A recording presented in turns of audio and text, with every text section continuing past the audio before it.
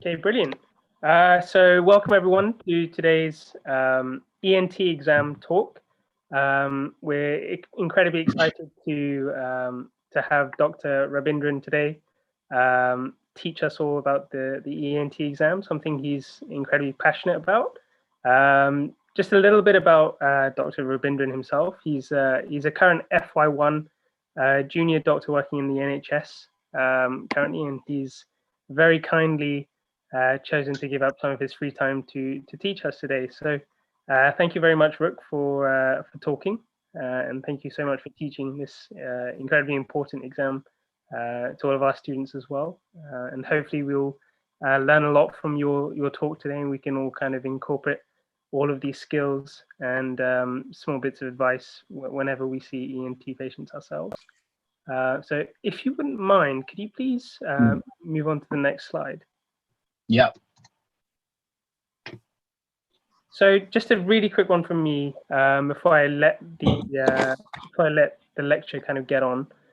So as many of you already know right now, or by now, we have a series giveaway, and there are two main prizes which you can win. So the easiest way, if you wouldn't mind, could you please move on to the next slide? Yeah. Can everyone mute themselves? So just a really quick one from me before I let the, I think there's an echo.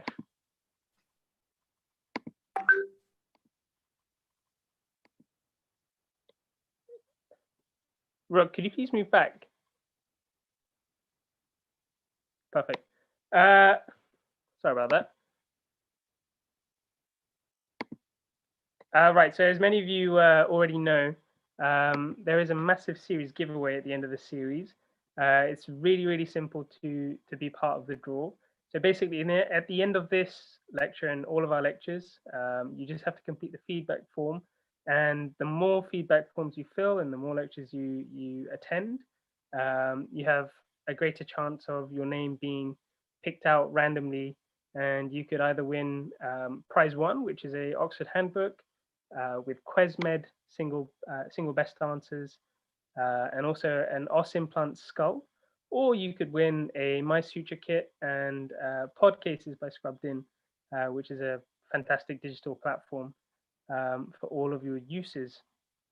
So before we get on, I'd just like to say one big quick thanks to all of our partners at the bottom. So a big thank you to Scrubbed In, Podcases, os implants, My Suture kit, QuesMed, Anastomos, which is a fantastic networking platform which we advertise all of our events on, and also Medal for generating all the feedback forms and certificates for all of you at the end of each lecture, in order for you to kind of use that as certificate of participation and attendance for your portfolios. So yeah, that's enough from me, and I'd like to give the floor up to Rook now to start his lecture. So thank you very much, Rook, for talking for us once again, and good luck.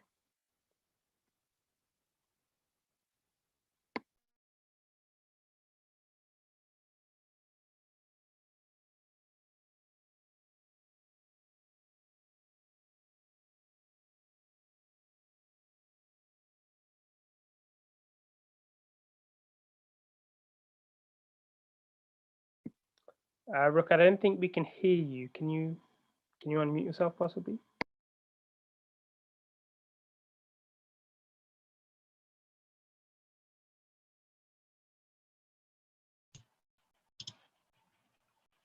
Hey, can you hear me? Yeah, we can hear you. Perfect. Yeah. Sorry about that. No worries. Yeah, I was just saying thank you guys for giving me the opportunity to talk in front of your students today. It's really good that you guys are doing this for students, especially with exams around the corner. This is what pushes every student towards their success. So good on you guys. guys. So without further ado, let's get into the contents of what we're going to be covering today. So today we'll be covering the initial inspection of the ear, followed by hearing tests. So this includes the Weber and the Rinne test. And I appreciate that this can be a bit tricky to get a head around. Certainly it took me ages to get my head around this, but once you get the concept of it, it's pretty simple. Next, we'll be looking at the nose and examining the nose using the speculum, inspecting the head and the neck, and also examining the neck area, specifically the thyroid gland as well. And then we'll be moving on to the mouth, where we'll be inspecting the palate, uvula, tonsils, and the posterior pharyngeal wall. And just to touch on, we'll be looking at the salivary glands, just inspecting it and palpating it as well. So let's get into the anatomy of the ear. In ENT, I think anatomy is very important to get a grasp on, to understand pathologies and certain conditions. So the ear can be split up into 3 different sections. So you have the outer ear here. So that is anything from the outside to just before the eardrum. And then you have the middle ear here. So that's just before the eardrum to anything up to the oval window here. And then lastly, you have your inner ear, which consists of this shell-like structure called the cochlea. And it's got some certain structures, some canal-looking structures, which we'll get into as well. So let's have a look at the outer ear, because this is what you're going to be examining immediately. So the outer ear has 3 main parts to it, and it's mostly made up of cartilage and skin. So the 3 main parts here, we have the helix, and the helix can be, this overlying structure all the way down to everything highlighted in blue. We have the tragus outlined in green, and we have the lobule outlined in red. Now, it's important to remember that the outer ear has 1/3 of the external meatus, auditory acoustic meatus. And as you can see, the lateral 1/3 of the external acoustic meatus is covered by cartilage, as you can see here in yellow, and the inner 2/3 are surrounded by bone, highlighted by this foam-looking shading. Now, moving on, we're going to look at the middle ear. So the middle ear is anything from the eardrum or the tympanic membrane to the oval window, like we discussed. And it contains 3 small bones, collectively called the auditory ossicles. So here are your 3 bones. And there's certain anatomical boundaries which we can use to describe the middle ear. So the top wall of the middle ear here, that's the tegmental wall, and also known as the temporal wall, because that's where the temporal bone of the skull is. The inferior wall of the middle ear is the jugular floor, because this is where your jugulars run through. Laterally, you have the membranous wall, because this is where your eardrum is, and in the medial wall, you have the labyrinth wall with the cochlea and the hair cells. Now, we've described all the outer surfaces of the middle ear. So there's a posterior and an anterior aspect of it as well. So the posterior aspect would be the mastoid bone, and the anterior aspect would be the carotid wall, because this is where your carotid vein vessels pass. So let's look at the 3 bones actually. These are actually the smallest bones in your body. So the first bone is the malleus, the incus, and the stapes. Now the stapes bone interacts with the inner ear, through the oval window here, and you have a few muscles here actually which stabilize the three small bony parts. So you have one muscle called the trapezius muscle, which anchors the stapes, and it's a muscle which is innervated by your cranial nerve 7, also known as your facial nerve. You have another muscle called your tensor tympani, which is innervated by your cranial nerve 5, which is your trigeminal nerve. So, you know, before actually examining, we'll look later, but before the actual examination of the ear, you can elicit whether there's any problems with either of these cranial nerves by just asking a simple question. Okay, so lastly, let's look at the inner ear. So the inner ear receives mechanical signals, also known as vibration signals, from the stapes via the oval window. And it's made up of a shell-like structure. As you can see here, you have the semicircular canals, and the body of the structure is called the vestibule, and this is your cochlea. The cochlea is a fluid-filled structure, and it contains hair cells. And if we just recall basic physiology even,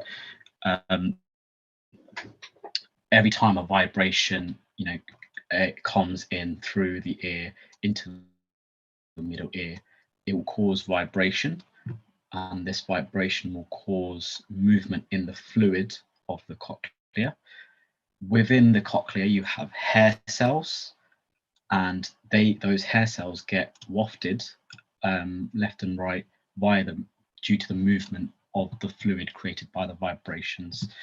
And as a result, you get electrical impulses created here, picked up by your vestibular nerve, and it is sent to your brain.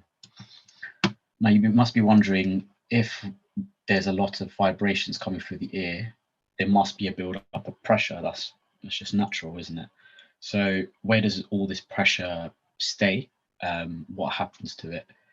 There's actually a little window called the round window, and all the vibrations and all the build-up of pressure must eventually get drained out to adjust the pressure within the ear. Yeah, so like I was saying earlier, the signals are picked up by the vestibular nerve along the vestibular cochlear nerve, the cranial nerve 8.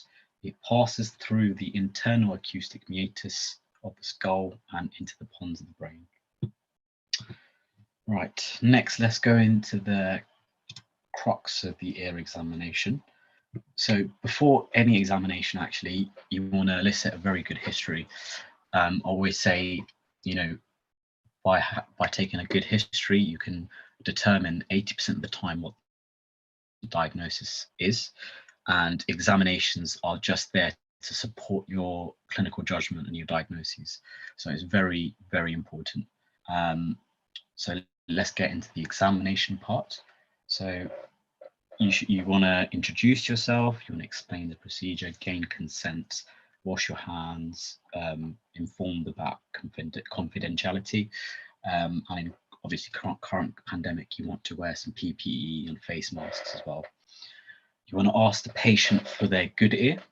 You always want to start your examination by seeing what's good for the patient and then using that as a comparison to see what's abnormal in the bad ear.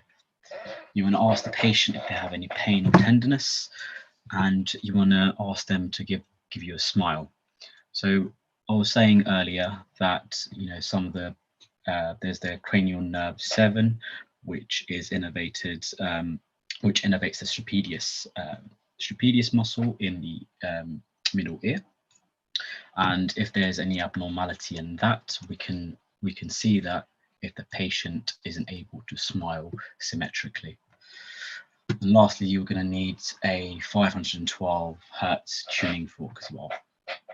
So let's start off by external examination, inspection of the ear. So here's the ear. Remember, we have the helix, the tragus, and the lobule. Some people describe this as the pinna as well. This is the ear canal. So you want to, like I say, start off by examining the better ear. You want to inspect with adequate light to see, all the way around the ear. You want to look at the color, you want to look at the shape and the shape of the pinna. You want to look for any tophi or any congenital defects. And what's very important in OSCEs, and what they're probably going to ask you, is surgical scars. So there are two main surgical scars which I'll go over.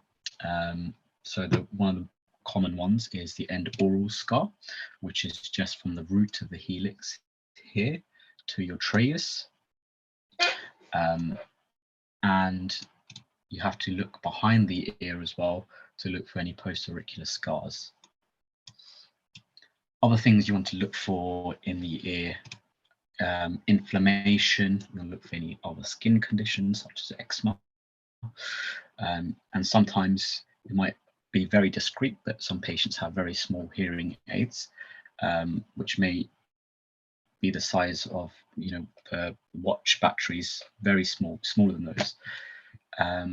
You want to look for any otorrhea, stands for means discharge basically, and you want to know if the discharge, what color the discharge is, if it's offensive in smell, if there's any blood there, if it's watery, things like that. Now we'll move on to palpation of the around the ear. So when you palpate any areas of the face, you want to palpate very carefully. You want to use the balls of your fingers rather than the tips of your fingers, because using the tips can be very uncomfortable for the patient. It can cause them pain. If they've got any tenderness, you might be making it worse. And I find using the balls, you can actually elicit swelling and things. You can distinguish between things a bit more better. So anyway, yeah. So you want to use the balls of your fingers, and yeah, like I say, you'll be feeling swellings around the face a bit better. So how I would go about this is, it should be a very systematic approach. You should start off with the mastoid process, and this is very important because this is an area prone to an infection called mastoiditis. Then you want to go over the ear like so, and you want to go onto your temporal mandibular joint. So you want to go start with the mastoid process here, go over the ear onto your TMJ. And it's very important to see if there's any pain coming from the TMJ, because sometimes pain originating to here can radiate to the ear, and you can mistake it for otalgia or ear pain. And then once you come to the TMJ, you want to palpate also around the tragus area. You may also ask the patient if they got any pain before gently pulling their ear out. So you want to pull the pinna outward, backward, and up. And if that reciprocates any pain, then this may indicate conditions such as otitis externa, which we'll talk about in a bit. Now, the next step for any examination is otoscopy. So an otoscope is an instrument to use to look inside the ear into the external acoustic meatus here. You want to visualize the ear canal and the tympanic membrane. And I use this picture actually because it's a perfect example of how not to hold an otoscope. If one were to hold an otoscope like this, and a patient, say for example, you have an agitated little child, and you're holding the otoscope like this, and the child is agitated and comes towards your otoscope, you're going to cause some serious harm, serious damage. So the way I say to hold an otoscope is like a pen grip. So I'm sorry, this is just a pen, not otoscope. So if you have an otoscope like this, you want to hold it between your index and your thumb, and you want to have your pinky out as well, like this. You want to have your pinky finger flexed and resting on the patient's face. So if this is the patient's face, you want to rest your pinky finger and slowly insert into the ear canal like so. Now this allows for, if there's any sudden movement of the patient, you are also moving with the patient's head, so you're not causing any risk. Using your other hand, you want to again take the pinner, you want to move it outwards, upwards and backwards, and this allows for perfect alignment to see the inside the ear canal and visualize tympanic membrane. So what do you want to actually look at when you're examining inside the ear? You're looking for things like wax, any foreign bodies. You know, little children are that they can put pretty much anything in their ears. Pen lids, toys, coins, paper clips. Yeah, and that can cause, and for children as well, you won't be able to tell in the first instance. You're looking for other things like vesicles along the ear canal, any discharge, any inflammation, or any other abnormalities. In children also, you may see grommets. Grommets are they're tools to alleviate pressure behind the tympanic membrane, and they're used a lot in children who have recurrent ear infections. So next we'll look at what a normal tympanic membrane should look like. So this is a normal tympanic membrane.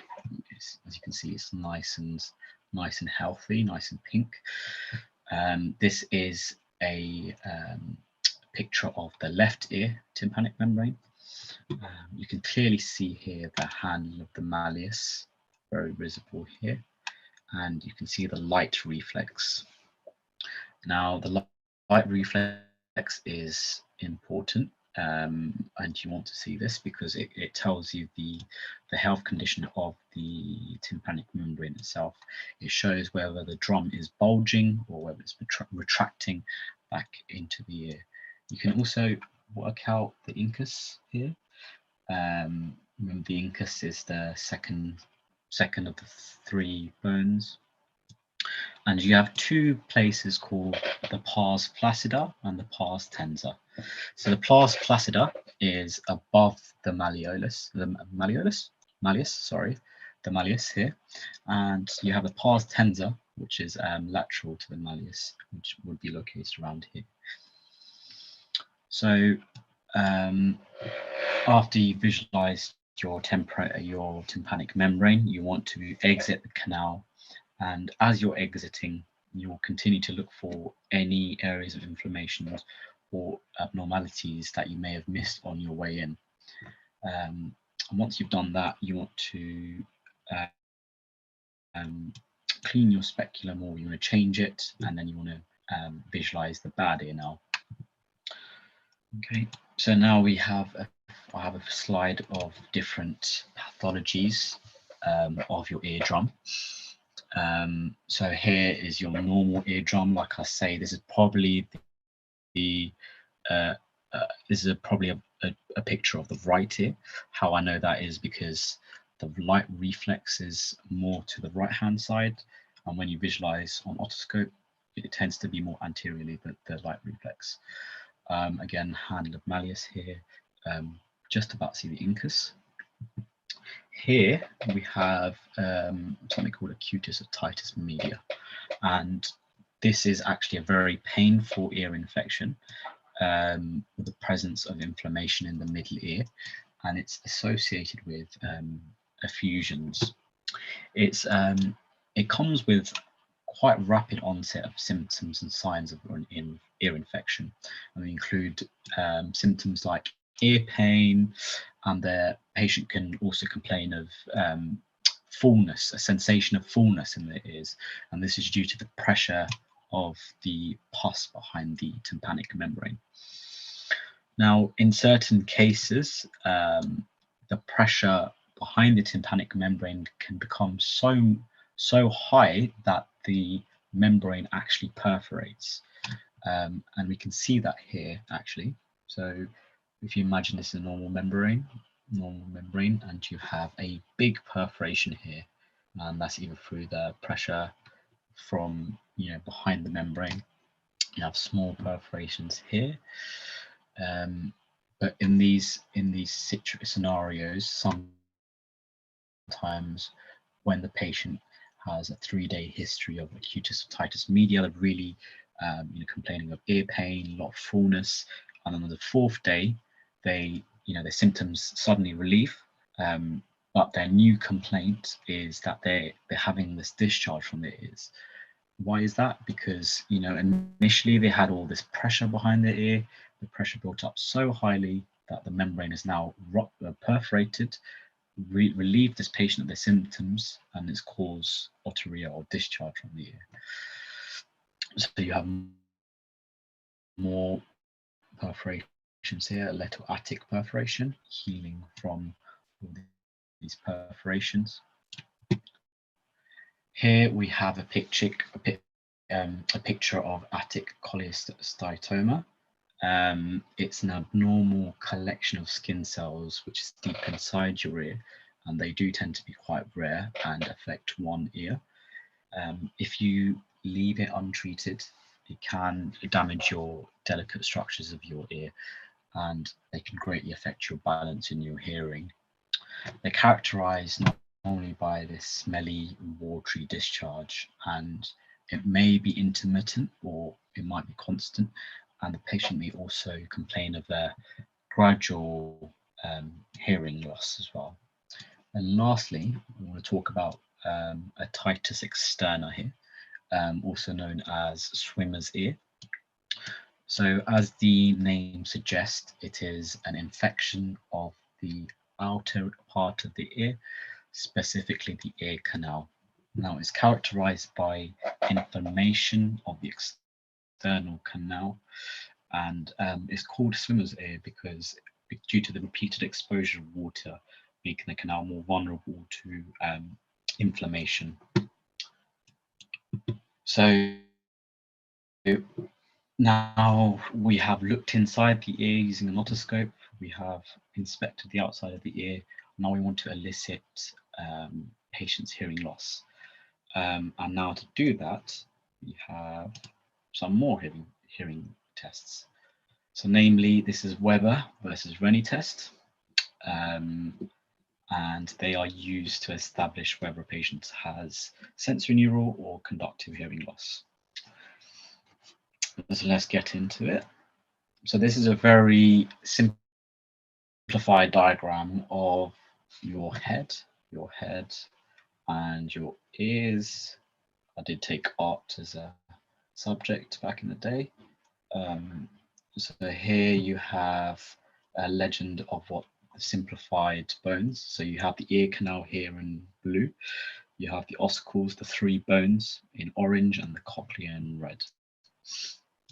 So really, there are 2 methods of conduction which sound gets transmitted and processed by our vestibular cochlear nerve, cranial nerve 8.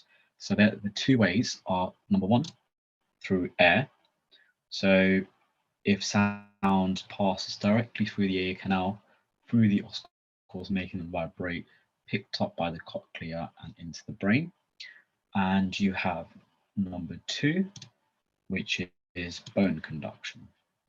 So in the sense of bone conduction, if sound were to travel through a bony part of your skull, it will travel all the way through the bone, and it will bypass the canal and the ossicles and reach directly to the cochlea.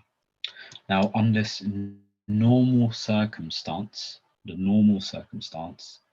your air conduction must be greater than bone conduction. That makes sense. So air conduction through the ear must be heard louder than when sound travels through the bone. And that's, if you imagine like a speaker, you put it against your ear, you're going to hear it louder than when you put it behind your back. So now, armed with this new knowledge, we shall go on to the next slide. So like I say, if air is greater than bone, that is a normal physiology, and that is something we call,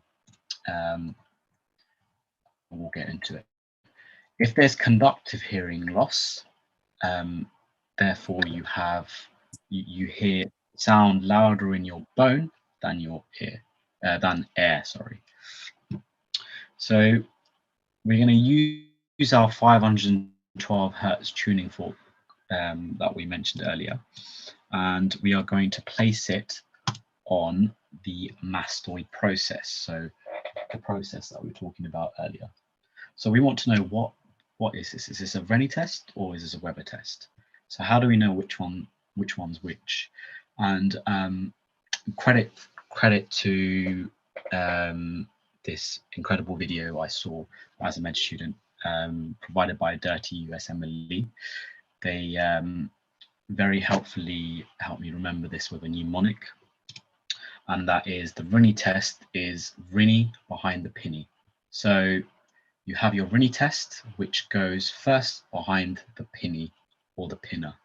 We'll call it pinny for now. So Rennie behind the pinny. So in the first place, you strike the tuning fork and you want to place it behind the pinny on the mastoid process.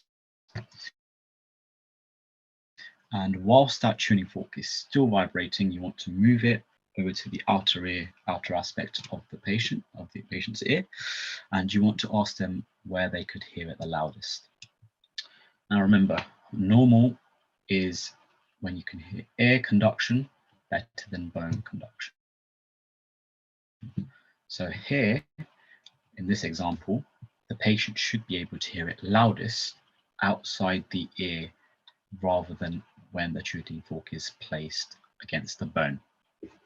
Okay, right, now that means that we have the Weber test to talk about. Now, they also provided another mnemonic for this one, and the Weber test elicits whether it's a left ear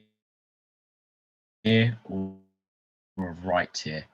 So a Weber test, it establishes sensory hearing loss.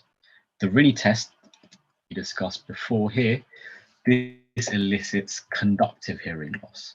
Notice the difference. Rennie behind the pinny, conductive hearing loss. Weber, we want to know whether it's a left or right sensory hearing loss problem.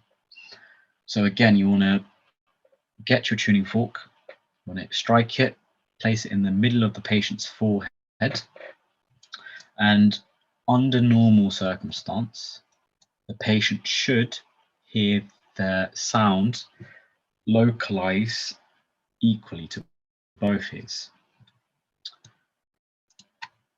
However, if the patient can only hear it in one ear, if it localizes to one ear, then the ear that it localizes to is the better ear.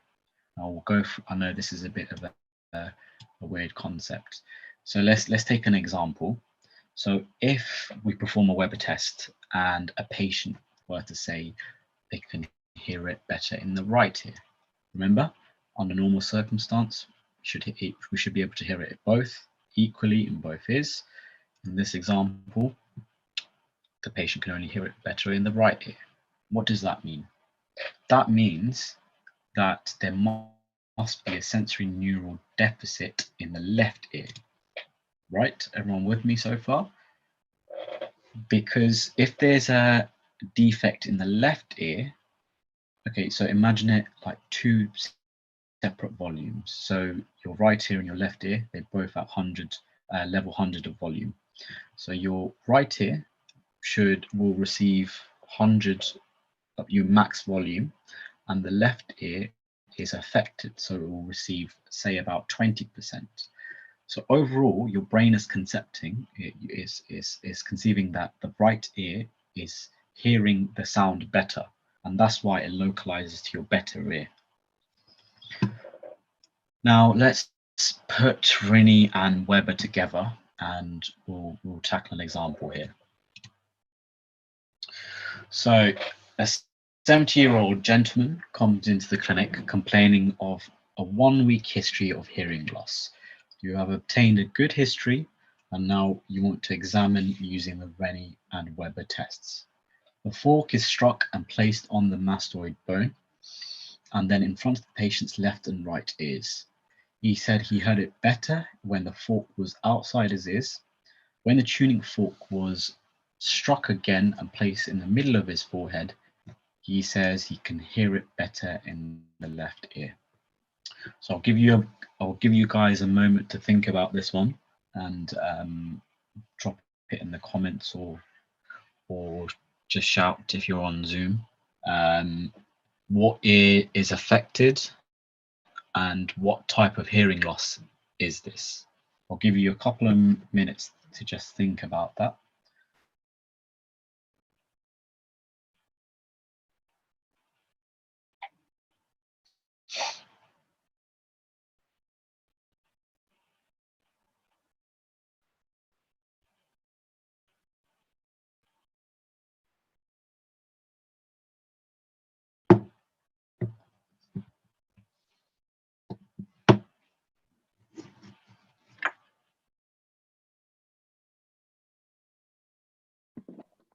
Look, someone is saying sensory neural loss in the left ear.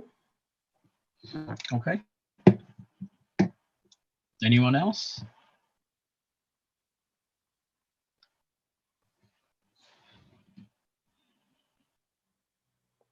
Any other thoughts? Someone providing the opposite ear. Okay. Interesting. You have a left-sided and a right-sided sensory neural hearing loss. Any takers on conductive hearing loss?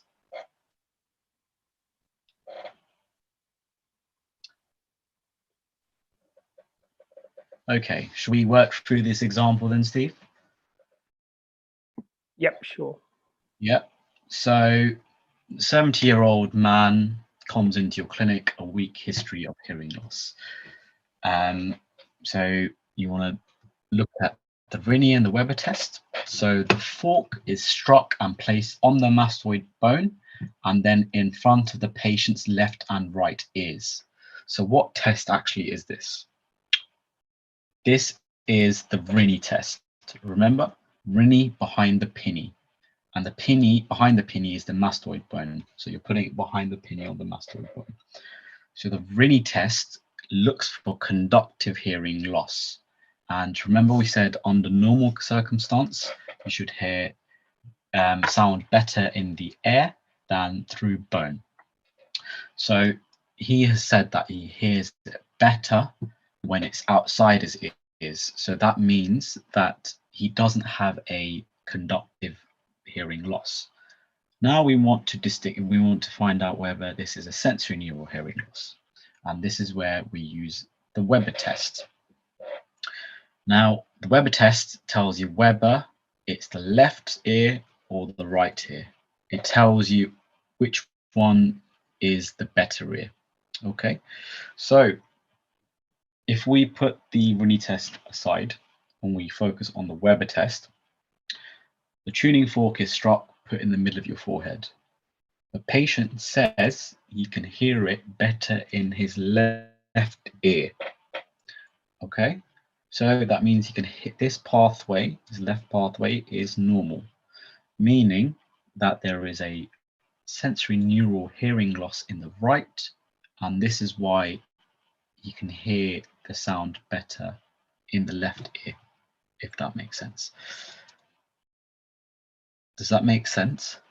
Let me go back to this example. Okay. Let's go back to this example. So we know the patient's Rooney test was normal, so it's the Weber test now. But in our example, the patient was able to hear it better in the left ear, right? So when he placed the tuning fork, put it in the middle, he was able, the sound localized to the left ear. You can hear it better in this ear, meaning that there's a problem in the right ear. Do you remember what I said about both of your ears having, imagine they were default at 100 volume bars or whatever. The ear which is affected is about 50% of that volume bar level. And this is why your brain perceives the other side to be more louder. I know it's it may be a difficult concept to grasp, but when you think about it, it makes sense. So yeah, so in this case, the patient can hear it better in the left ear, meaning that right ear is affected and it's a sensory neural hearing loss. Okay. Now we'll be looking at different causes of hearing loss. So this includes conductive and sensory neural. So conductive it's caused by anything from the outer ear to the middle ear, and it's a problem with conduction of the air waves. So it can be anything such as wax, foreign body. It can be conditions like otitis externa or media, we talked about earlier. It can be any developmental abnormalities, I spelled abnormalities wrong there, apologies, of the ear canal. It can be otosclerosis, and this is a condition where the tympanic membrane is often described as having a flamingo tinge, and it's a very popular past medicine question. Other causes include drum perforation as well. On the other hand, we have sensory neural hearing loss.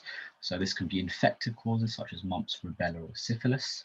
We can have acoustic neuroma causing hearing loss, multiple sclerosis, many years disease, presbyacusis, which is age-related hearing loss. We have drugs such as gentamicin. Gentamicin can also cause, it causes ototoxicity and nephropathy as well. So it's a good medication to use, but to be used with caution in patients with hearing loss.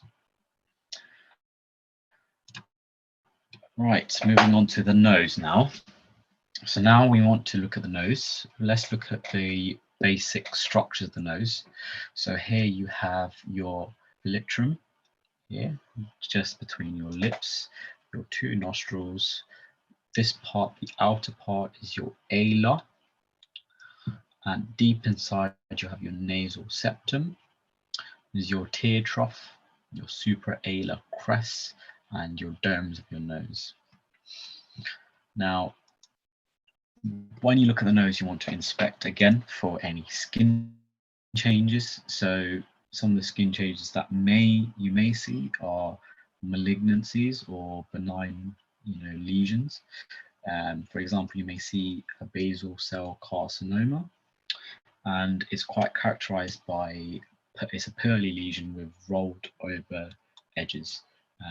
They are described as pearly lesions, whereas a squamous cell carcinoma is more scaly and more ulcerated and hyperpigmented as well. It's a crusty looking lesion, whereas a BCC is more shiny and pearly and more rounded. Next, you want to, this is a keratoanthoma, which is raised lesions with, again, scaly keratinous cores. This can also, you can see it on your nose, and it can be difficult to differentiate between this and SCC, although it has features of BCCs as well, such as the rolled edges. Next, we'll be looking at any obvious deformities of the nose. For example, this chap's nose is very deviated to the left. Look for any deviation suggestive of any fractures, and this is best visualized when you stand behind the patient, asking them to lift their head up, tilting their heads back, and you'll be able to see the symmetry of the nose better. Right, now we want to palpate the nasal bones and the nasal cartilages. You want to look for any misalignment, any tenderness or irregularities. So you want to palpate the nasal bones, the upper and lower lateral cartilages, and then you want to gently palpate around the nose. You want to palpate the sinuses. You want to palpate specifically in the infraorbital ridge, and you want to assess the patient's eye movement as well. Now, this is very important because if there's any history of trauma to the area, it can be useful to ascertain whether there is an orbital blowout fracture. Now, these are very nasty fractures. This is caused by direct trauma to the eyeball, into the eyeball. Boxers, fighters often come down with these fractures, and clinically it might be associated with an ophthalmos due to increased orbital volume, so you get a bit of protrusion. You can get diplopia, double vision, and you can get something called orbital emphysema. So there's nasty looking emphysema here. It's similar to surgical emphysema of the chest. On X-rays, you'll be able to see little pockets of airs on the outer aspects of your ribs. Same concept, but you get it in your eyes. I've actually seen patients have normal surgical emphysema of the chest, and because their condition was so bad, it was actually migrating to their face, the neck, and their whole face became like this. Actually, very scary to see. Anyway, so this is a CT slice of an orbital blowout fracture. You can see clearly here that there's a fracture of one of the walls, but the orbital rim is still intact. Next, we want to visualize inside the nose. And now for this, you're going to use something called a speculum and a torch. You want to ask the patient to lift their head back, and you want to insert the speculum. And it's important to hold the speculum in a way that you want to hold it with your index finger and your thumb, and you want to be very gentle. When you enter the nasal cavity, you want to make sure that the speculum sits against the alar of the nose rather than the septum, because it's more likely to cause damage and pain. So now we use the speculum to open our nasal cavity up, and we use our torch to visualize inside the nasal cavity. So here we have a nice picture. We are now looking into the left nasal cavity. Here's the patient's left nasal septum. The anterior nasal septum is where the Little's area is located, and it's a highly vascular area. So it's the anterior third of your septum, essentially.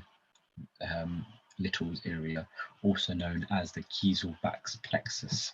And as we can see, it's quite a vascular area. It's got 4 main arteries here: your anterior posterior ethmoidal arteries, your sphenopalatine artery here, greater palatine artery, and you have your superior labile artery here as well. And they all drain into this one little place called your Little's area. And through nasal inspection, you can actually visualize directly into this area. And if the patient's got any bleeding or epistaxis, it's normally going to originate from this area. Here we have the inferior turbinates, and these can become enlarged with allergies, people with hay fever. We have the medial turbinate, and between the medial turbinate and the inferior turbinate, you have your middle meatus, and it's very important you can't actually see it in this picture, but it's, if you imagine pushing this bit to the right, you should see this little pocket corridor called the medial meatus, and it's very important to look here because if the patient has chronic sinusitis, you can see polyps build up here. If they have acute sinusitis, you can see some pus here as well. So now you've looked around the whole of the nasal cavity. It's very important to be careful when you come out with the speculum. You don't want to close the speculum as you come out because you might pull some of the patient's nose hairs, causing them discomfort. So gently release it a slight bit and then come out, and then close it when you're outside the patient's nasal cavity. And they will appreciate that. Next, we'll look at the head and neck. Now, I'll gloss over this boring stuff. It's the embryology of the thyroid gland. I thought putting this in will give you a better understanding of things like thyroglossal cysts and goiters. So if we talk about the embryology of the thyroid gland, it develops from an outgrowth of the pharyngeal endoderm. And as the embryo grows, the thyroid gland descends down into the neck and it connects to the developing tongue. And it's attached together by a narrow tube called the thyroglossal duct. Now, around 7 weeks of life, the gland descent should have completed, and the duct, the thyroglossal duct, should disappear. And it should disappear into, and it becomes the pit, it becomes the pit of the tongue, and a place called a foramen cecum. So the duct normally should disappear, and it should cause a, if you look on the underside of your tongue, there's a little pit. This is your foramen cecum, and this is where your thyroglossal duct used to be.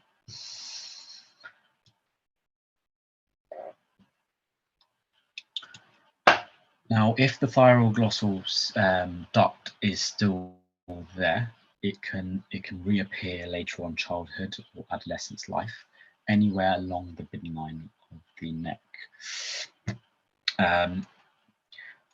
Now, the cyst will remain attached to the tongue by remnants of the duct, and you can see it move upwards when the tongue is, when you ask the patient to protrude their tongue. Let's go on to the neck anatomy now. So looking at the neck anatomy, we'll briefly go over the anatomy. So you want to, there are some big groups here that you should appreciate. So first, you have the trapezius muscle, which is the big muscle located inferiorly to your neck. It's got an upper attachment here to the occiput and lower attachments to the transverse process and the cervical and thoracic vertebra of the clavicle. Next, you have these two big bands of muscle which run either side of your neck, and they can be easily visualized if you turn your head to the side. And these are called your sternocleidomastoid muscles. And there are 2 points of insertion to this muscle: the sternal notch or sternal head and the clavicular head.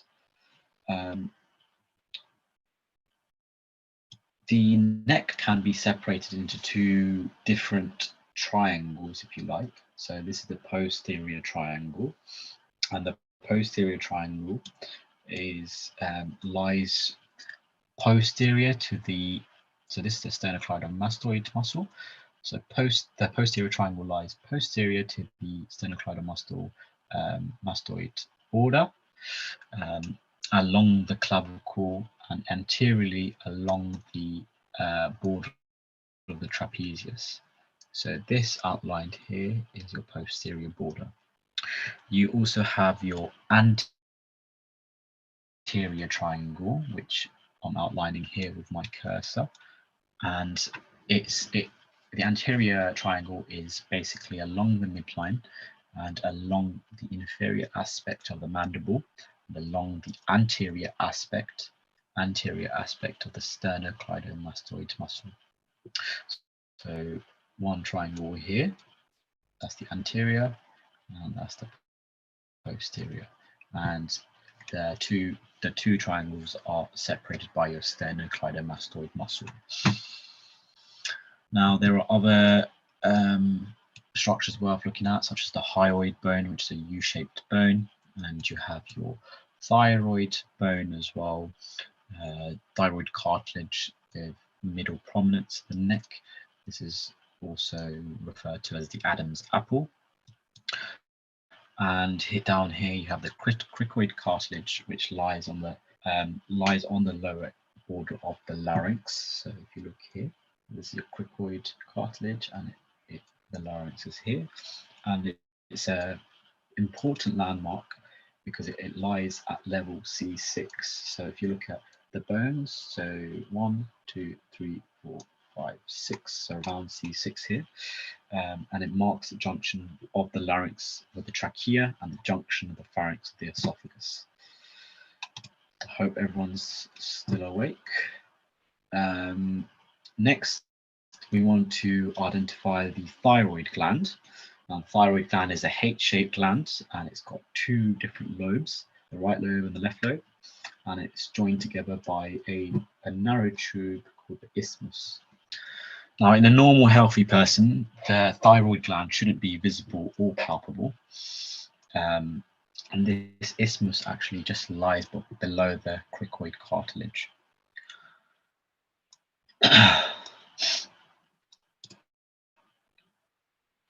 So now we want to inspect the neck. Again, you want to introduce yourself, you want to explain the procedure, consent, confidentiality. Pretty sure you guys know it. So inspection, you want to look at the front first. You want to look for any goiters, any scars, any swellings, any obvious pulsations you can see, any obvious lymphadenopathy.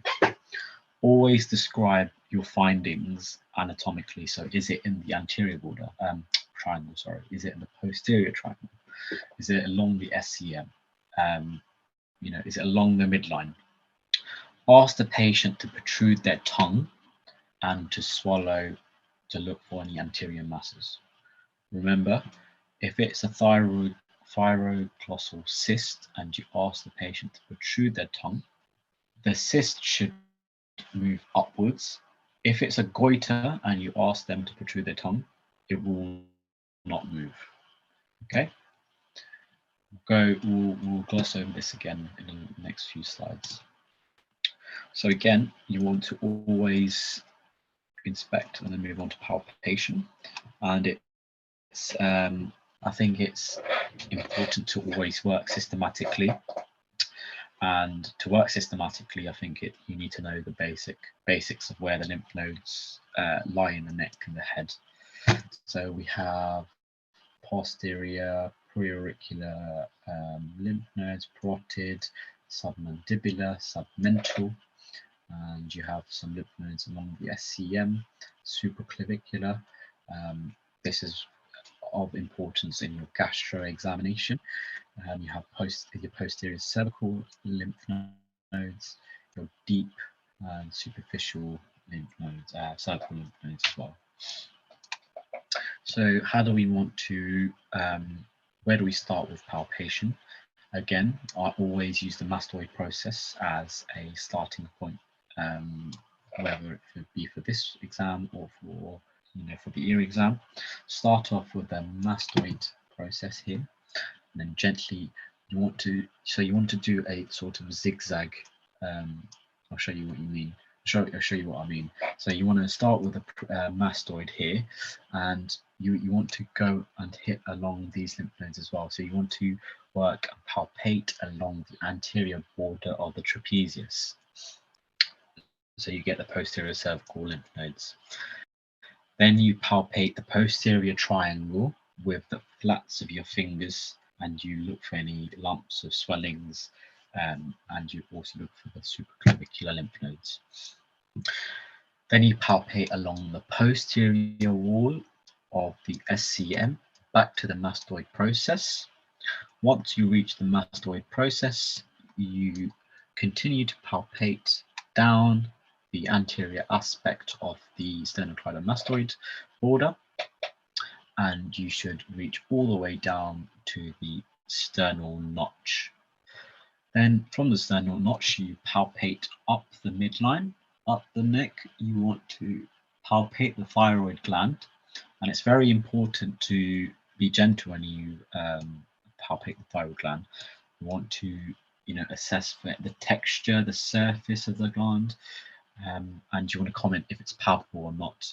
You want to comment on which lobe is more palpable, and if so, you want to continue onto a thyroid examination.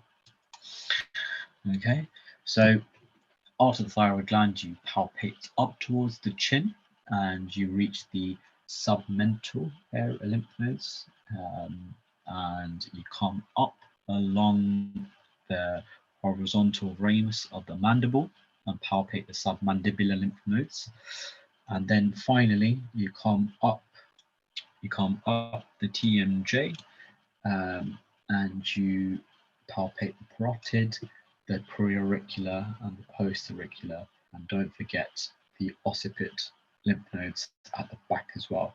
So you want to finish your examination, your palpation, by going past the postauricular and finishing off at the occiput. Okay, so next we're going to be looking at how to describe swellings. So the sites at which swellings described is important, whether it's the anterior or posterior triangles, the shape, how big is it wall-shaped, walnut-shaped, is it spherical, is it irregular, is it smooth, is it craggy, the skin, comment on if it's red or if there's pigmentation or puckering or tethering of the skin. You want to look at the contour of the skin, does it look irregular, consistency, is it soft, firm or rubbery, the tenderness, look for any inflammatory lesions or abscesses, the temperature of it, the border, and it's very important to look at the border just in case the mass is actually a malignant one, in which case it can be ill-defined.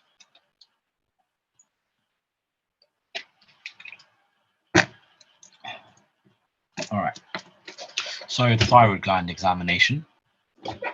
We want to carry out the thyroid status test. Now, this is a series of questions that you ask the patient before you actually do the examination. So you're going to ask them questions about their weight, have they put on or lost weight, which could indicate hyper or hypothyroidism. I won't go into too much detail about that. Different pathology can affect your appetite, more hungry or less hungry. Bowel habits can cause you constipated or have diarrheas, periods in females, whether it's heavy or irregular or there's no periods. Temperature, so the patient may feel hot in an environment where another person may not feel it's hot, and they may dress inappropriately according to the weather. Look at their skin, they may have some coarse facial features. The mood, they can be irritable. Exercise tolerance and family history. Okay. Next, we're going to look at the actual thyroid status examination.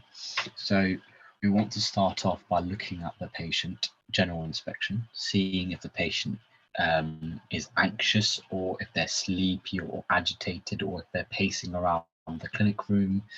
You want to note how they speak. Are they speaking fast? Is their speech pressured? Is it a slow speech? And with examinations, so I'll always start with the hands, work along the arms to the face and come all the way down. So starting with the hands, we're looking for a tremor. And a very good way in OSCE is to get a piece of paper and put it on, ask the patient to stick their hands out like this. So ask them to put a piece of paper and to look for any tremor in the paper. It can be exacerbated by the paper. With any palmar erythema, has their skin color changed? How is the temperature? Are they sweaty or are they cold to touch?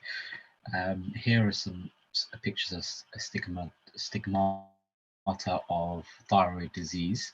So this is thyroid acropathy, and it's quite similar to clubbing, where you lose your window. And here you have oncolysis, which again is another stigmata of hypothyroidism. Next, you want to assess for any proximal myopathy. So the way you want to do this, you want to ask the patient to abduct their shoulders 90 degrees, like so, and you want to ask them to resist when you push their shoulders down. And in doing so, you can elicit any weakness.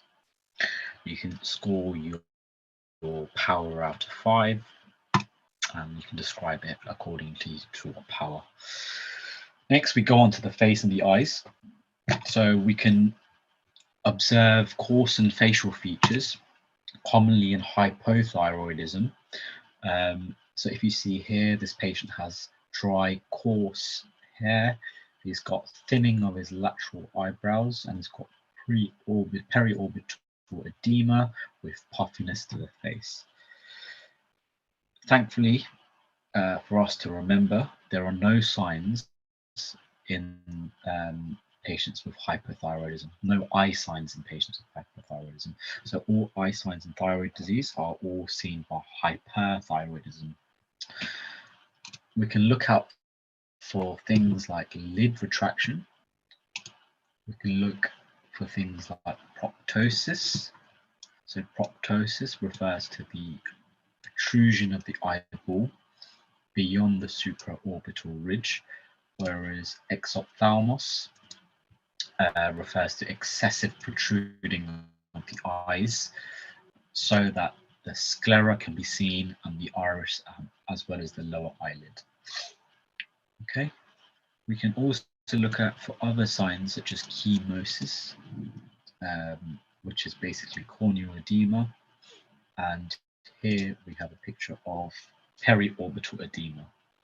Finally, you want to assess the patient's eyesight, checking for any ophthalmoplegia, the eye, by assessing the extraocular muscle movements and asking the patient whether they've got any diplopia or not. Now moving down, so we finished the face and the eyes. Moving down, we're going into the chest and the abdomen now. So on the chest,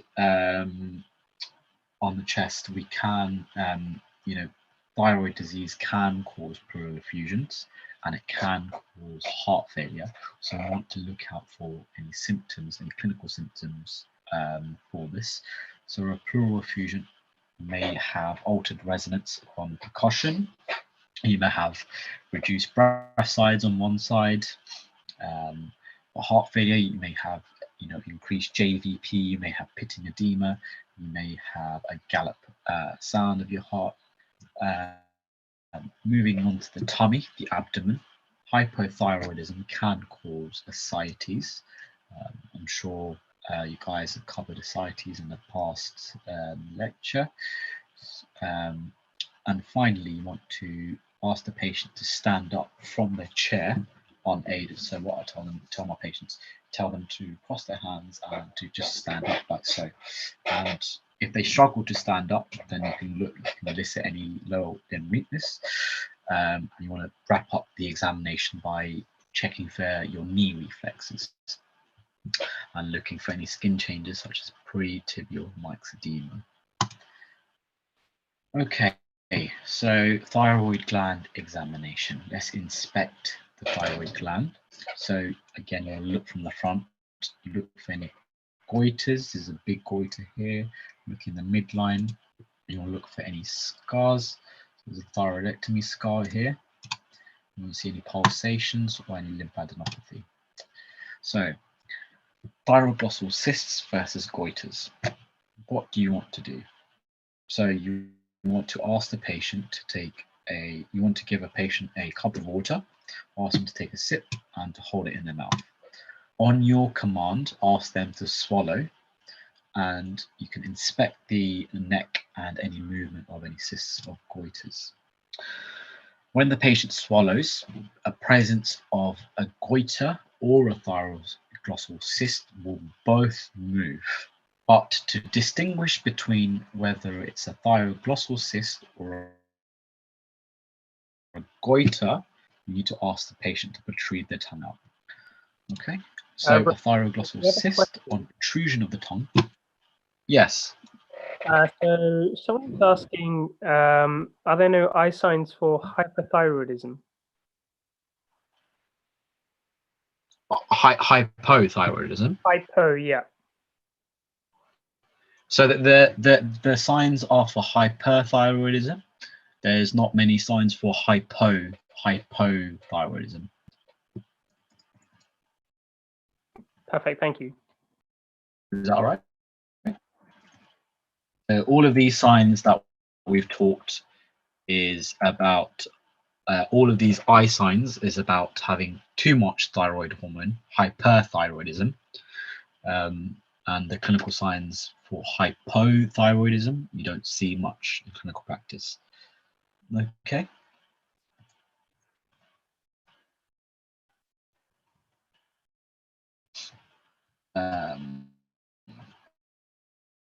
Okay, so yeah, so a cyst will move up on protrusion of the tongue and a goiter will remain in the same position. Okay. Now, palpation. There's a lot of neck palpation here. Again, palpate very gently. So you want to look from the front to see for any tracheal deviation. Now, tracheal deviation might be significant because if there's an underlying goiter, it will be pressing on the trachea and it will be deviating it. After you visualize your trachea, you want to stand behind the patient and you want to palpate the right and the left lobes of the isthmus as well. And again, it's important to use the tips of your index finger and the tips and the balls of your index and middle fingers. Okay, you want to cause the patient to be in any pain. Again, you want to ask the patient to grab a glass of water, ask them to hold some water in their mouth, and when you ask them to swallow, they should swallow. And whilst they do that, palpate the thyroid gland again to elicit any masses or any abnormalities. And you should be able to see and feel the cyst move up better palpation.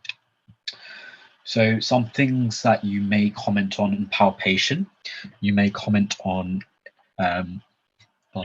any site of abnormalities, any size of any masses, consistencies, the shape, if certain lesions are mobile, the borders of it, if it's tender.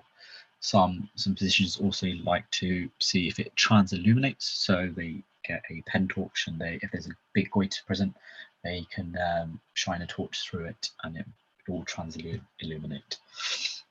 Lastly, you want to palpate for any cervical lymphadenopathy as well. Okay, so lastly, you want to percuss and auscultate. So you want to percuss just below the sternal notch, which is just about here, and you want to. So the way you percuss is you hyperextend your fingers, put it so, and you should hear it. You should hear a resonance behind the sternal notch, and this is used to see if there's any retrosternal goiters present, and normally it should be resonant. Okay, if a goiter is found and your resonance is not resonant anymore, you should auscultate it using your stethoscope, using the diaphragm of your stethoscope, and you're looking for any specific bruise in the area, which can be exacerbated by asking the patient to hold their breath in and holding it. Now we hear bruise because the thyroid arteries like to anastomose with one another over the surface of the gland. So if you think of condition like Graves' disease, where you have an overactive gland, it demands more blood supply, and there's more anastomosis of the arteries, and therefore you have an increased flow of blood, and that's why you hear these bruits. Okay, moving on to the mouth. So the mouth, quick inspection, anatomy of the mouth. You have your lips, you have your teeth, You have your palate, which goes from hard to soft palate. And you have your uvula in certain conditions. Your uvula can be deviated. You have your tonsils here bilaterally. You know, some children at young age can get a lot of throat infections, and they can get a lot of tonsillitis. One procedure to minimize this is tonsillectomy. You have your buccal mucosa around here, the floor of your mouth, and your retromolar trigone. Okay, so you want to use a tongue depressor to visualize the tongue. You want to tilt the patient's head slightly back and inspect their palate, looking for the hard and soft palate. And you want to ask the patient to say, give you a big ah to visualize the posterior pharyngeal wall. And when the patient says ah, you should notice a symmetrical elevation of the palatal walls here. Okay. Finally, to conclude the inspection of the mouth, you want to ask the patient to lift their tongue up, and you want to visualize underneath the tongue to look for any lesions or any ulcers. And mouth inspection is very important because it can elicit other signs such as in gastro, such as bowel disease. And lastly, I think this is my final slide, is about the salivary glands.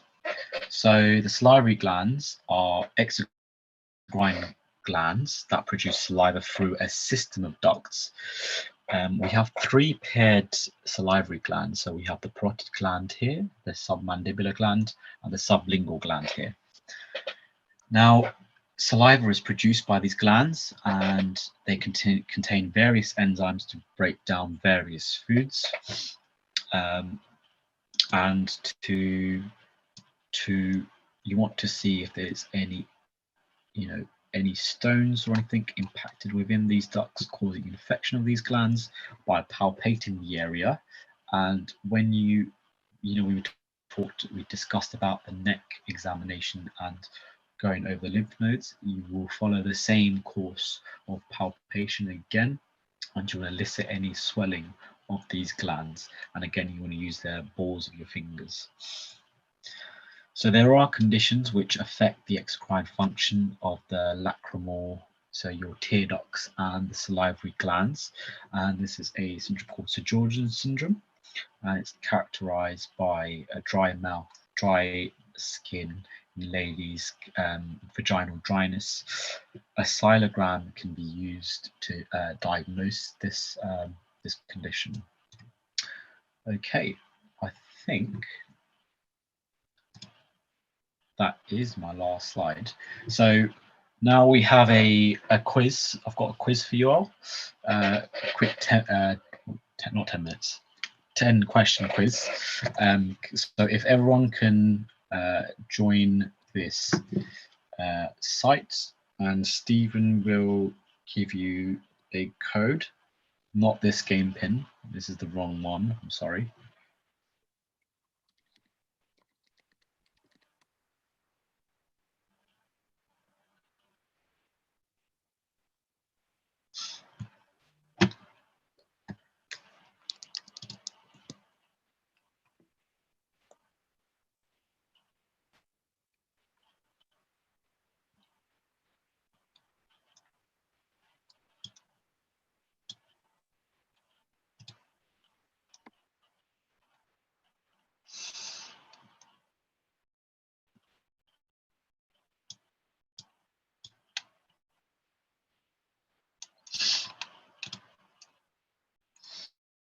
So I can see B is in, Mihir is in.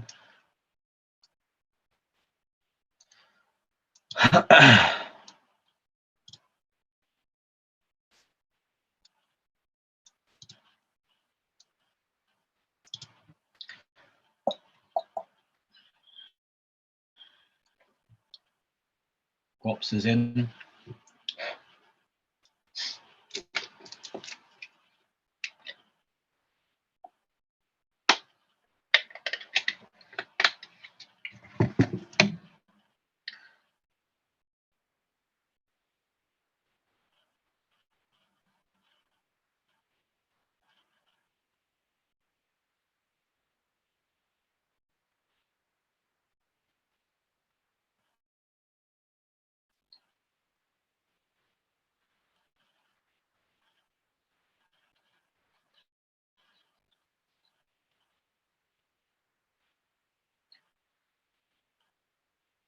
There's, okay, optics is in. There's 4 people. Oh, here we go. Mohammed, May. Come on, 7th, Tinny. Come on, let's push these numbers up.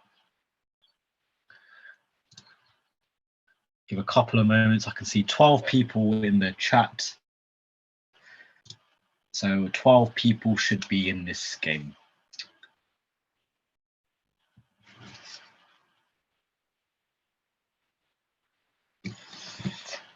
Give you a couple of moments to just get set up. Just a bit of fun for you all. Hashir is in.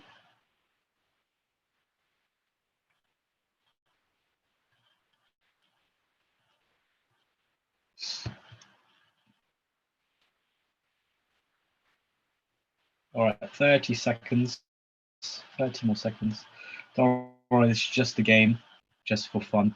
And it's remember to this. The point of this game is you have to be quick and you have to get the correct answer in order to score the highest points. And at the end, they will reveal the top 3 contenders.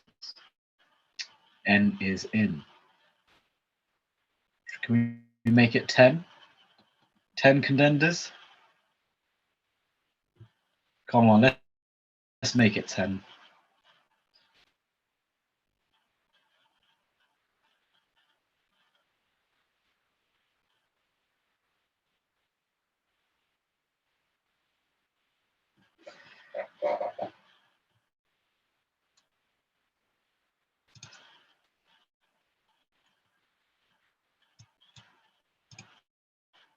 So I think someone just entered. I think someone is saying that they're having problems on logging in. Oh. We'll wait. It's not an issue. Now we've gone back to 7.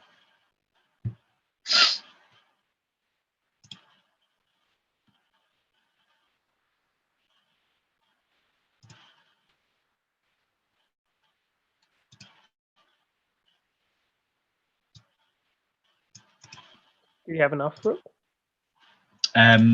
Yeah, we have 7 now. We did have 9.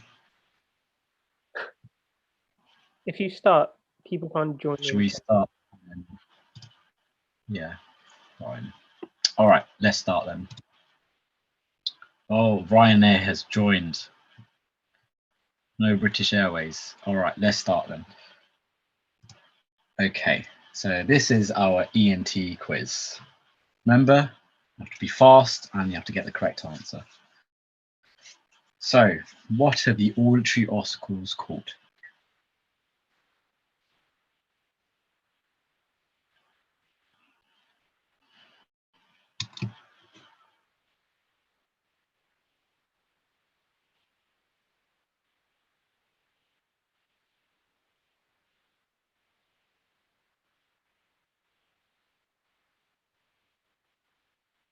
So we had 3 people answer there.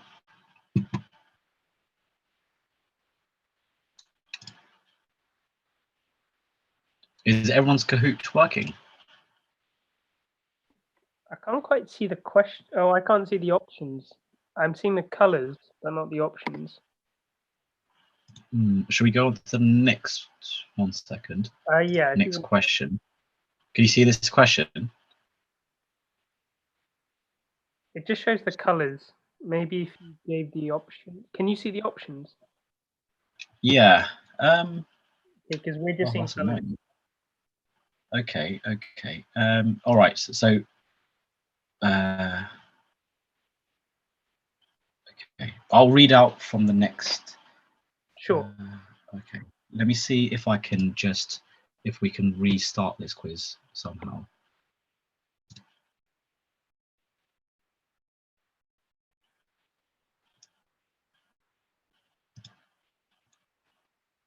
Sorry about this, everyone.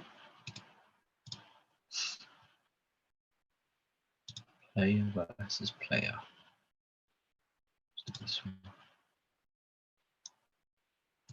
Okay, so apologies. Everyone can I've got a new pin which I'm just loading up. But if anyone, you can show your Safari screen, maybe. What's that? Sorry. Is there any way you could share your Safari screen, possibly? Yes. Yes. Let me. Oh, I can do that actually. That's a good idea. 1 second. Can you see my PowerPoint? The PowerPoint screen. We can still see the PowerPoint. If you. Yeah. Okay. So, 1 second. You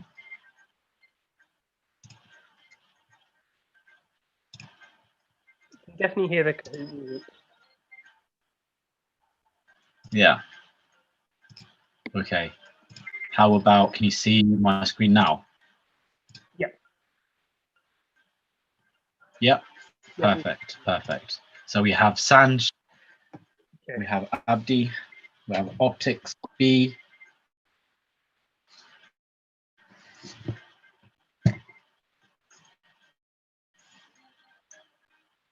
Hashir.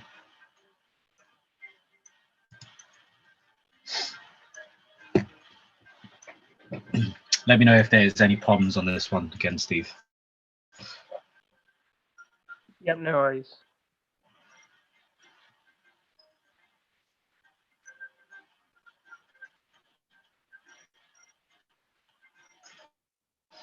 Cool, we have 9 people again. Let's give another 30 seconds to anyone who's trying to join. Is anyone struggling to join? May is in. Mo is in.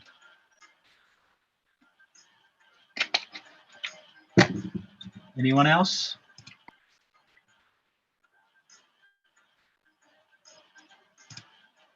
British Airways, of course. There it is. There's no Ryanair though this time. All right. Are we all ready to go then? I think we're ready to go. Okay. Yep. All right. Let's start. Let's start. All right. Remember to be quick and to be correct. So what are the auditory ossicles called? Can everyone see the screen? Yep. You can see it now. Yeah, perfect. Perfect.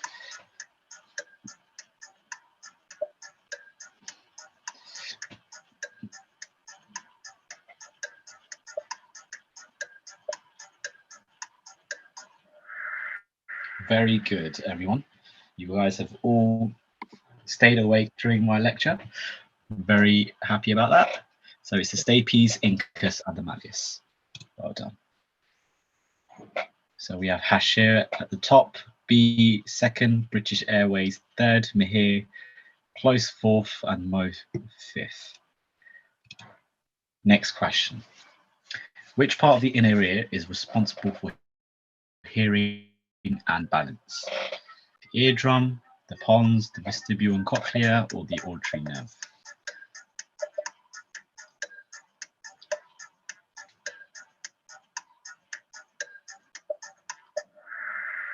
Very good.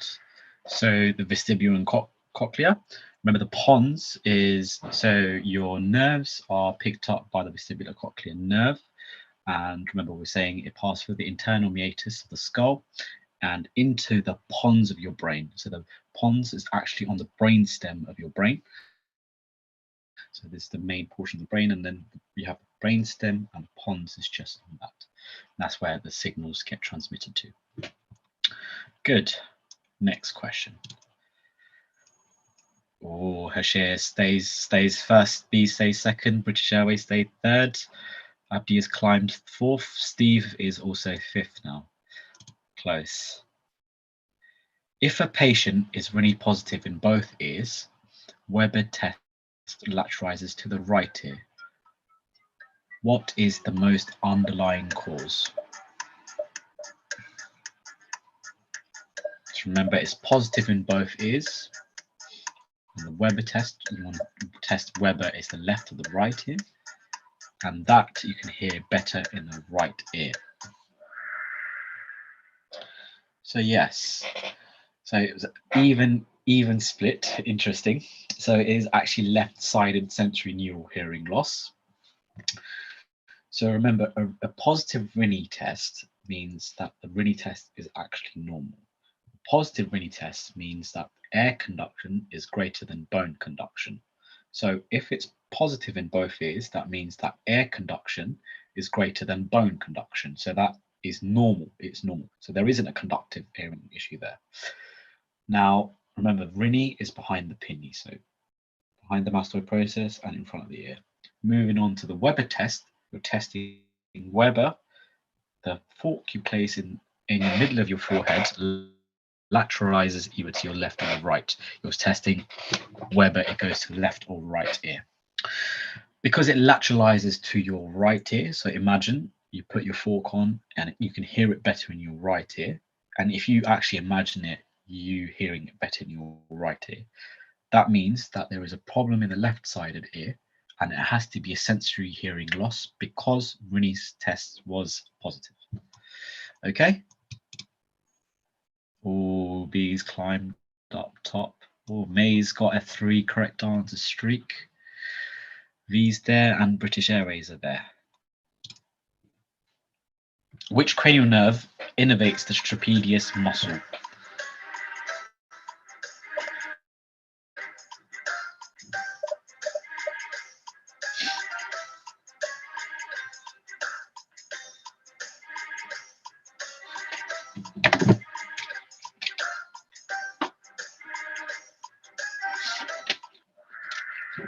Excellent. So it's your facial nerve, cranial nerve 7. Do you remember in the inner ear? In the middle ear, you have the 3 bones, and to the stapes, you have the stapedius muscle, which anchors it. Anchors the bone, and that, remember, I said was innervated by your facial nerve. And do you remember when we spoke about asking the patient to smile? We can elicit any problems to the facial nerve, which can be also causing problems in their hearing. Oh, now this table has completely flipped. B remains top, Steve second, Mihir third, Abdi is fourth, Hashir is fifth. Close. So we're halfway through this quiz now. Question 5. Under normal circumstances, bone conduction is greater than air conduction. True or false?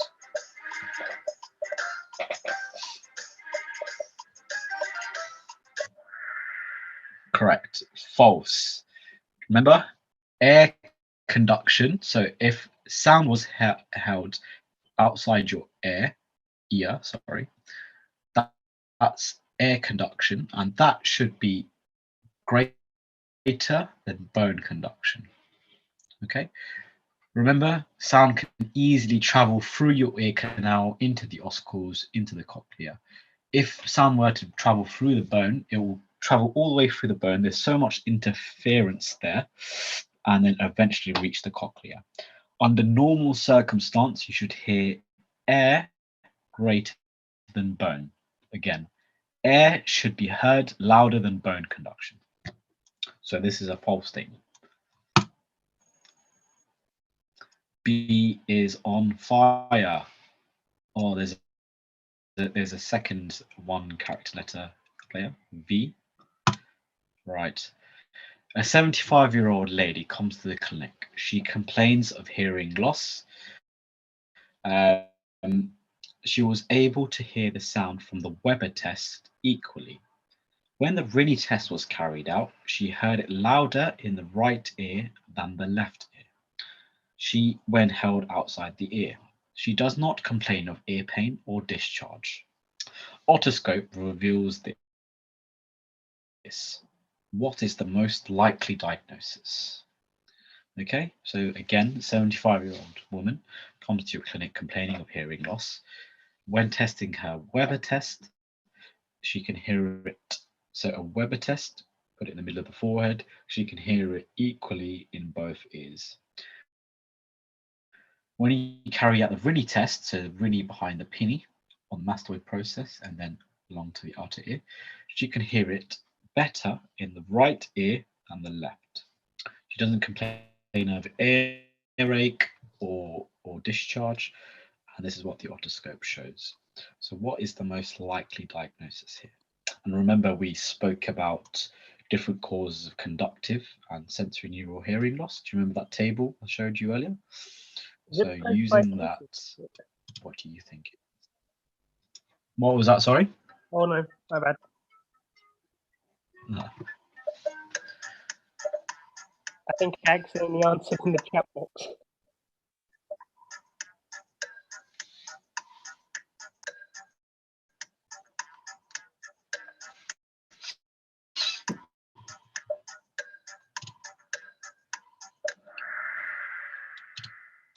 So actually it is otosclerosis. Someone in the chat has put presbyacusis.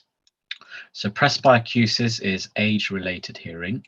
Yes, it might be, it could have been presbyacusis, but if we looked at the otoscope, what I was trying to show is the flamingo tinge on the otoscope together with a conductive hearing loss, and in a patient with of that age, more likely to be otosclerosis. Presbyacusis, it's, I said it was normal age-related hearing loss, and it's where you start. Gentamicin toxicity will be a sensory neural hearing loss, and otitis externa media are both conductive, but the patient wasn't complaining of any discharge or any ear pain. That was a tough one. Ooh, reshuffle. Last three more questions. So upon upward.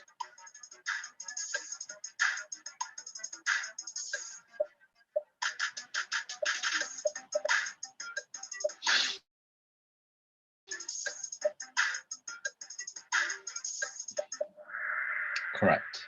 So when you swallow water, a thyroglossal cyst and a goiter will both move upwards. But remember I said to distinguish between the two, you have to ask the patient to protrude their tongue out. On protrusion of the cyst will move up. If the patient has a goiter, it will remain in the same place. Oh, here we go. Last stretch. Proptosis, exophthalmos, and lid retraction are signs of hyperthyroidism. True or false? Correct. Well done. After clarification of the eye signs. Okay, and last question. Hashir is on fire. Last three answers have been answered correctly. We have B up front, Mihir second. We have Hashir third, Steve fourth, and V fifth. So the last question, guys, make this count. Where does epistaxis most commonly originate from? Remember, epistaxis is a medical term for a nosebleed.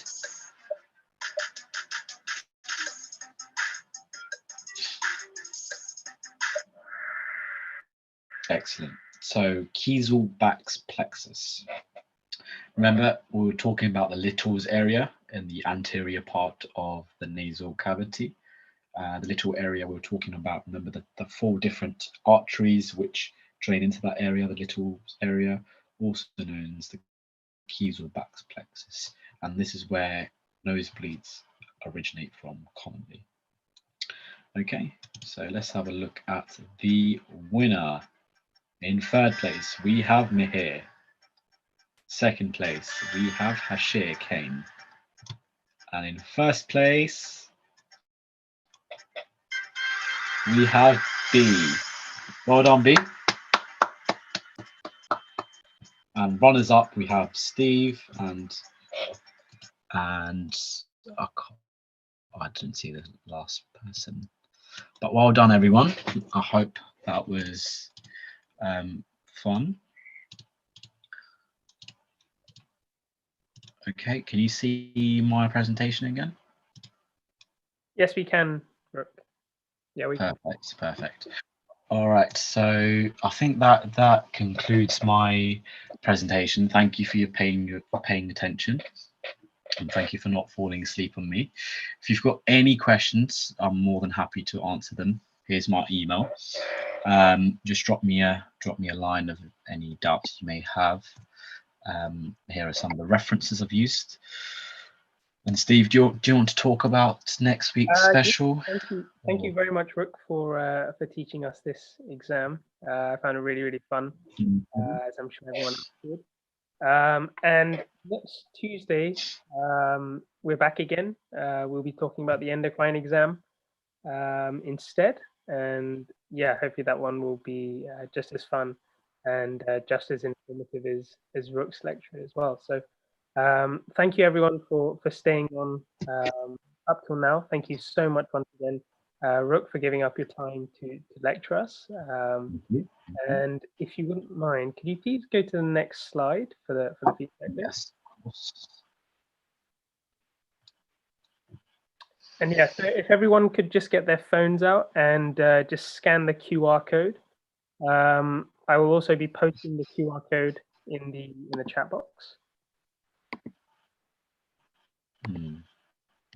And it's thank you guys for providing, you know, the society with feedback as well, because it actually guides us of any criticism that you may have on what to do better next time.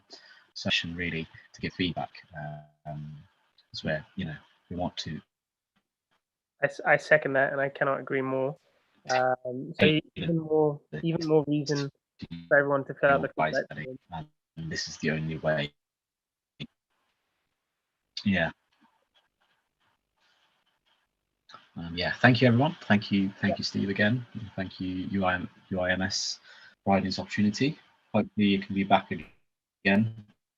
Hopefully we'll have you back soon. But thank you very much. Another time. Again. And hope everyone has a great evening, and see you next week.